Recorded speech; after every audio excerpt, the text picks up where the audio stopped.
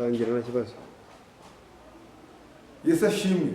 Reka dushime Imana yongeye gutuma twongera guhura tubaza izina ryayo gw'icubahiro.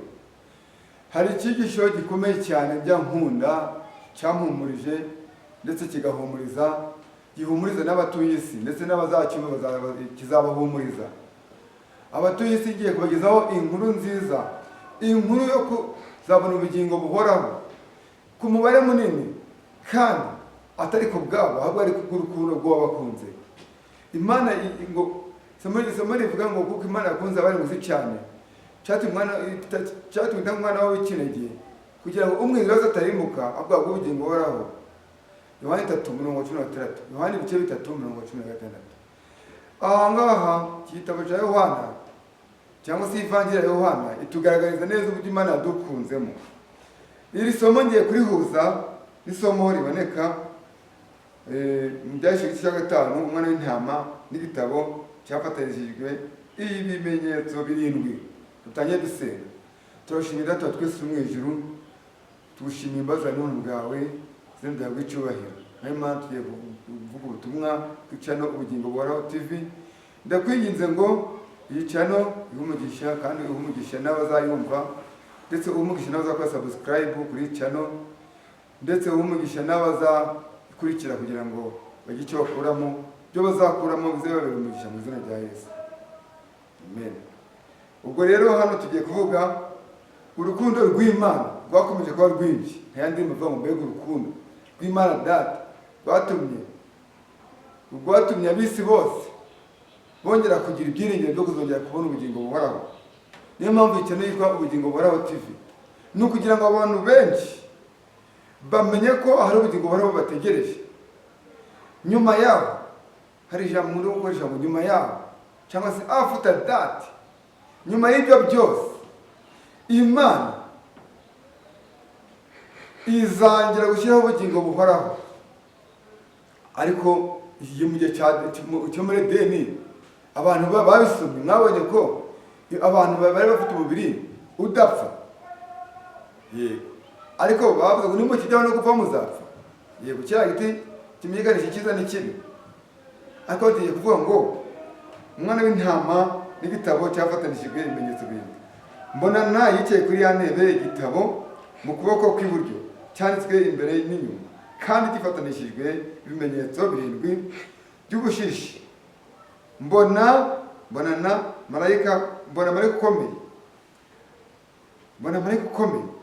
abaririza n'ijwi rirenga ati, ninde ukwiriye kumbura kiriya gitabo no kumena ibimenyetso 7? Ntihagira uwo mu ijuru cyangwa mu isi cyangwa mu ikuzimu ubasha kubumbura icyo gitabo cyangwa kukireba. Nuko ndizwa cyane nuko hatabonetse ukwiriye kumbura icyo gitabo. Habonetse ukwiriye kumbura icyo gitabo habe no kukireba. Umwe muri ba bakuru arambwira ati, wirira, dore intama yo mu muryango wa Yuda n'igiti cya Dawidi aranesheje ngo abumbure igitabo amene ibimenyetso 7 bigifatanishije. Haleluya, haleluya. Izina ry'Imana y'icubahiro. Isi yaribonye agakiza. Umumarayika uyu muntu yaratangiye kurira. Yohana ari kurira ati rwose koko cya gitabo ko rwose kizakiza abo mu isi bose benshi, none kabone ugifungura ati ubwo birarangiye. Atangira kurira ati sirarangiye. Hari rabize ati Imana igiye kunyereka kuri isi igiye kurangira, kuri Imana igiye guhaga abo ku isi. Kavuga ati ntabwo nkibahawe ubugingo buhoraho, iyo masezerano n'amasezerano yose yo kubakiza ndayaretse. Ubwo birarangiye, ntabwo mu isi irarangiye, igiye kuba gusenyuka nta bindi. Turimburikire mu muntu kibwo birangire, tukora ibindi bintu wenda bizabaho. Maze Yohana bibonye cyo maze ararira ati abantu barashize, ati ntabwo tuzongera kubaho. Maze Yohana yaramaze kubona inama y'agakiza yabaye ati birimo kuvuga itabo abantu bagiye gukira, bagiye kubaho neza, bagiye kubaho bashima Imana, none byose bigiye kurangira aha ngaha. Nuko Yohana aravuga ati birarangiye. Nuko agiye kurira nuko ngo umwe mu b'amakumyabiri nuko aramuhumuriza ati humura, hari umwana w'intama wanesheje uhereye ukuremwa kw'isi. Haleluya. Hari nanjye reka mbahumurize, hari wanesheje byose, hari wanesheje, hari watsinze ibyaha byose, hari watsinze ibyaha miliyoni, hari watsinze ibyaha by'abasekuru bakoze, hari watsinze ibyaha by'ababyeyi bakoze. Ubwo twese turabyikoreye, twagumye kuba tukibyikoreye, bakabituziza, bakadufata bakatuzirika, ariko warabitsinze Yesu Kristo ntama w'Imana. Haleluya. Reka mbahumurize mwebwe muri kumva cyane Ubugingo Buhoraho TV, kuko hari wanesheje.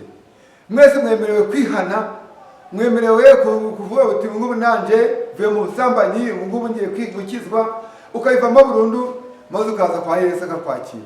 Wemerewe kuva mu bujura, ukaza kwa Yesu akakwakira. Wemerewe kuva ku nzoga, ukava mu businzi, ukaza kwa Yesu akakwakira.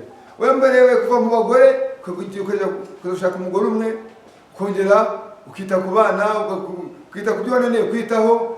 Kera ugisitaraguringa, tukiri mu bibazo, tukiri mu ishuri, twaba turi kwicwa n'inzara, wabona amafaranga wenda yo kubaho, none na minervari minebwo nkeya, akisoma amasomo ushoboye, ukiga udafite n'icyizere ngo uzabona n'akazi.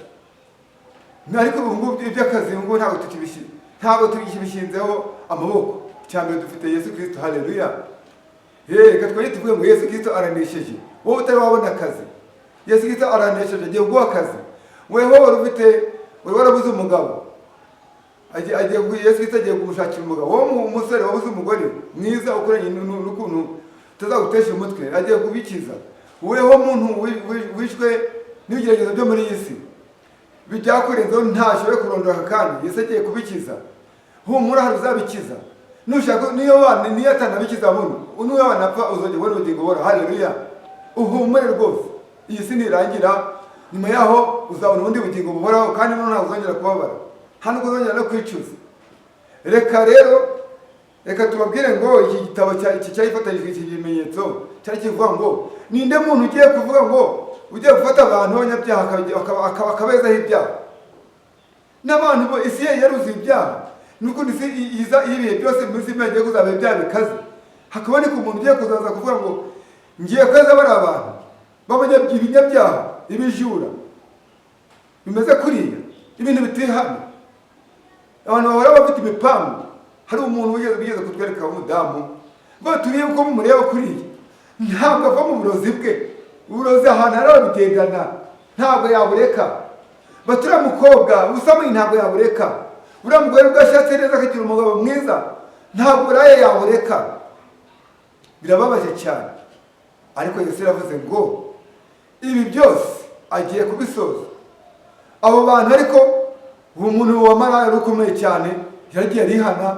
Yesu arabwira ati ubu bwose turi kumwe, aramubabarira. Rahabu bahise bamubabarira, barongera bababarira Mariya, yari maraya pe, ndetse n'abamusambanyijeho nabo bari bagiye kumutera amabuye. Yesu aramwitegereza, tutarakurikirana amutera amabuye, namutera ibuye. Bose baragenda. Mariya arihana burundu, nta na rimwe, ntabwo nzongera. Ndetse abantu banaga Mariya gusanga Yesu bati buriya nawe ari kugenda shaka umwanduzi ingeso ze, buriya ari kumwikundirizwaho, ko Mariya we yari amaze kuvuga ati ntabwo namaze kuvuga ko atari umuntu nk'abandi. Reka dusoreze aha ngaha rero kumve yuko igitabo cyabonye ugifungura cyawo